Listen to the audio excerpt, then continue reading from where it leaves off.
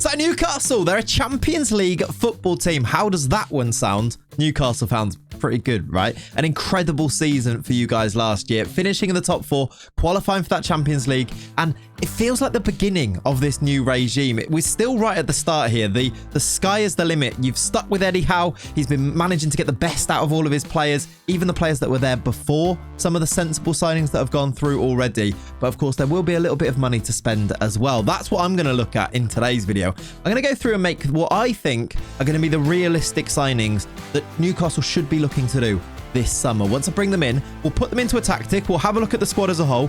We'll look at maybe some of the things that Howe is going to try for next year. And then we'll simulate the season and see, can they go even better? Can they get into the top three, the top two? Challenge for the title maybe, win a trophy. That's a big one, I think, for Newcastle fans. How will they do in the Champions League as well? Let's go and find out in FM23 as we jump in to today's video.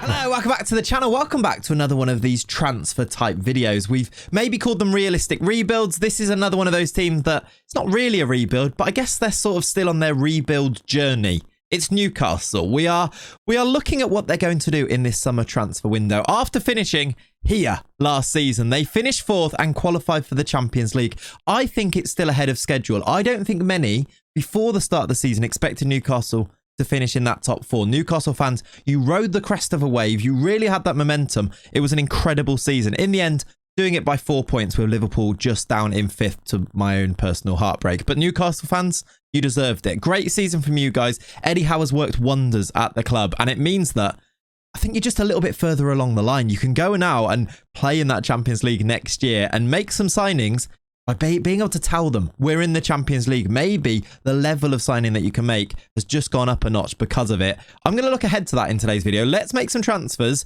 to try and improve on this generally. I've put in what I think is a pretty good representation of Eddie Howe's 4-3-3. Obviously, some of these roles might be slightly different. And of course, the personnel will change and be tweaked throughout the season. It didn't start to look like this. I think Maximan was definitely a starter at the start of the season, etc., etc. But you get the idea, right? You catch my drift.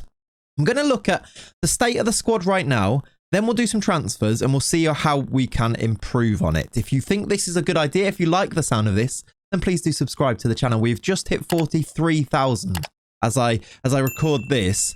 That means we're getting closer to 50k. You could help us get to 50k. Newcastle fans, I want to hear from you as well with comments down below. Let me know if I'm on the right lines with some of the signings. I've tried to speak to a few of you, putting out a tweet like this one. I've tried to listen to your points of view whilst I make this, but do let me know in those comments. Subscribe to the channel, like the video if you enjoy it too, and I guess we'll jump into it properly. Let's have a look at this squad. I've put Pope in goal. He'll be the goalkeeper, right? Trippier at right back is going to continue. Do you need to think about the future with Trippier? He's now 32.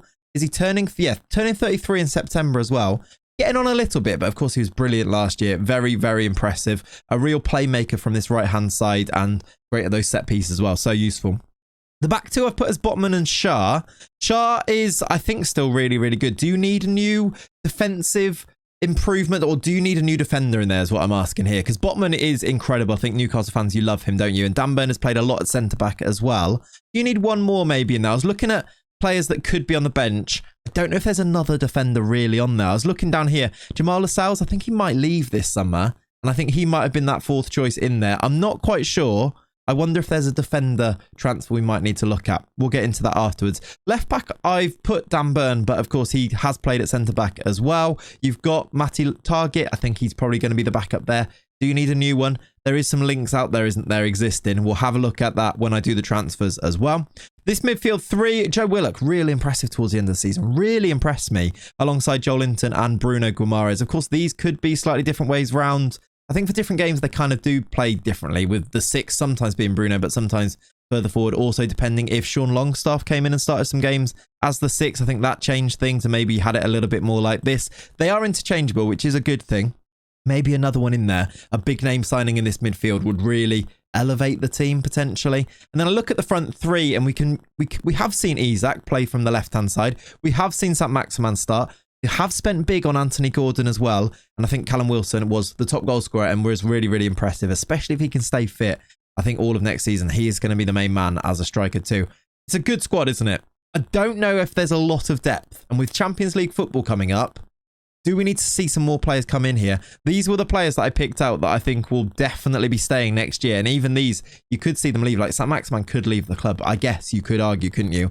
But I looked down this list here and I was thinking, yes, some will stay, but could I be completely certain that any of these will stay? Probably not. In fact, Elliot Anderson, I've just pulled him up from the under-21s on the game. He will stay as well, I think, won't he? But any of these ones, I think we could be seeing a combination of all of these probably leaving. Maybe the youngster Lewis Miley, who made his debut towards the end of the season, I think, didn't he? He'll probably stay too, but these are probably potential outs, I think. And that's what I'm going to explore now in the next part of this video, where I'm going to go and do some transfers. I'll come back once I've done them. I'll talk you through what I think Newcastle are going to do this summer. And then we'll do a simulation of a season with this tactic set up and see what Newcastle can do in FM23. By the way, if you do want this up-to-date database and everything like that, they exist out there. Just Google it for up-to-date databases. I've made it easy because we've had to do a little bit of simulating. If you want to get the save file before the transfers, after the transfers, and then after the simulation, I've put all of them onto my Patreon, the Claytreon. Thank you so much to all of you who are supporting over there. So many new ones recently. Love it. Thank you so much. Just a heads up on that. Let's go and do some transfers, and I'll be back in a second. All right, so I've done some transfers, and Newcastle fans, I think you'd be happy if this was your summer window. You have to let me know, of course. But I've brought in 4 players, and I've spent £173 million, which is a lot of money. I don't think it's completely out of the realms of possibility, though. We will need to think about things like FFP, etc. But 3 of these, I think, are definite players of interest, and then one of them is a little bit more sketchy, but I think it would make sense in the squad. They are Nicolo Barella from Inter Milan, £75 million. I think that's about where it would end up being if they were to do this. There was, of course, reports of an actual bid that went in of around £50 million. I think that would be rejected, and nothing's moved since then. I think £75 million is probably at the top end that Newcastle would pay, but what a statement of intent this would be, Barella. We'll look at him in the system, and I'll talk about why I think they're going to bring these players in, but what a player, what a statement of intent this would be if Newcastle could get him. They would probably face some competition, but they've got the Champions League football. I think they could do it, you know, and I mean, he's great. I love him. He's the type of midfielder that I'd love Liverpool to go and get, but would he choose Liverpool over Newcastle now? Possibly not, with that Champions League football and the project that you can sell to a player now at Newcastle. You've seen the progress already. I think players would look at Newcastle and think it's a really exciting place to go and play football. There's a great crowd there, great stadium, etc., etc. Now they're Champions League football. I think you could see why players would choose to go there. Definitely there. Barella's the first one. Then I've put in James Maddison. I will talk you through some of the players that I was choosing between. There are going to be alternatives in lots of these, and whether they can go and get Barella, or maybe actually it would become too expensive. I'll look at the players that maybe they'd look to if it doesn't go through. Same with Maddison. I think Maddison would be really, really enticing for Newcastle because of the price. I think you'd be looking at around £35 million. I think Leicester are going to hold out for 50 odd right now, but they got relegated. So actually, they don't hold the bargaining chips here. These players want to leave. I think if you play the long game with players like James Ward-Prowse from Southampton, James Maddison from Leicester, other players coming from those teams too, I think you can get yourself a bit of a bargain. Maddison for about 35 seems about right to me. And Newcastle, it fits. I think that midfield, the fact he could play in a midfield 3 or from out wide, maybe doing the Almiron role, I think Maddison would make a lot of sense for them. So I've brought him in for 35. Kieran Tierney from Arsenal. I think this will make sense. I don't think Arteta quite loves Tierney. I think he's a great defender, but he's not a defender that's going to, come inside and get on the ball and do the role that Zinchenko does for Arsenal in that sort of hybrid system that they use. I think just as an out-and-out left back, Kieran Tierney you don't get too many better. He needs to sort of recover his career a little bit, and Newcastle could be a really good place to do that. £28 million seems about right to me. And then finally, the last signing I've made, a little bit more me coming up with this one. There hasn't been any links since about May, so they've seemed to have gone cold a little bit. But I do feel like Newcastle need another centre-back in there, and Jean-Claire Todibo from Nice would fit the bill for me. I think he looks like a really exciting player. He's got the profile of a player that can do well in the Premier League. I think he'd fit in with the Newcastle squad. He's big, he's tall, he's strong, he's a good defender. He's come through this French academy, which has so many amazing defenders. If it wasn't for all the other ones, he may probably have those first team caps by now. But he's played he's played for Benfica. He went to Barcelona, didn't he, earlier in his career? And then he's ended up at Nice, where he's played a lot of games recently. I think the move next would be to a Premier League team. I've put him at about £35 million.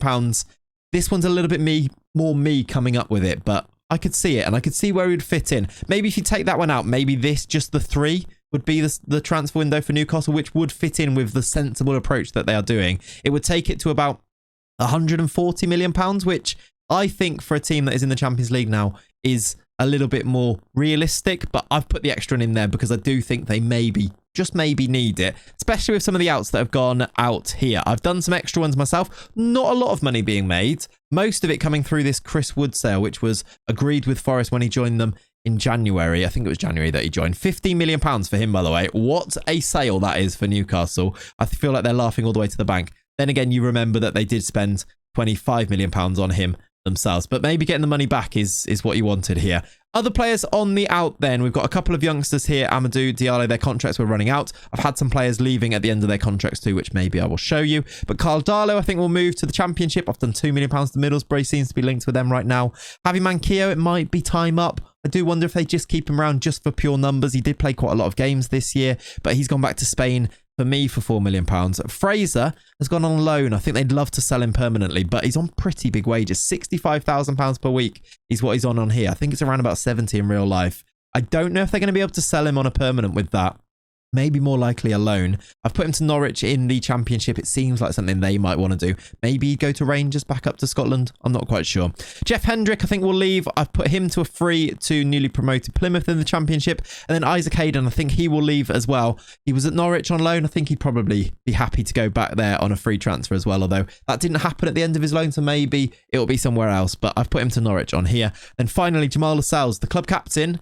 I think he'd be tempted by a move to Luton. I think there's some interest there. I think he'd be a starter for them. I don't think he's going to be a starter here at Newcastle, especially if they do sign Todibo. This one that I've kind of made up myself. If that happens, then Jamal Lascelles definitely leaves. If this doesn't happen, maybe he sticks around for another year, but I think I could see him moving on. Just to show you some of the players that did get released, Kieran Clark did leave on a free. So did Matty Longstaff. They've not got new teams yet. There might have been some extra ones that were released or on frees on before it ticked over. I'm not sure there is. Those are the transfers. Let me show you them in the team. Now, this is actually difficult. The exact roles here, don't come and shout at me about like, no, Bruno won't play as the 6, he'll play as the 8.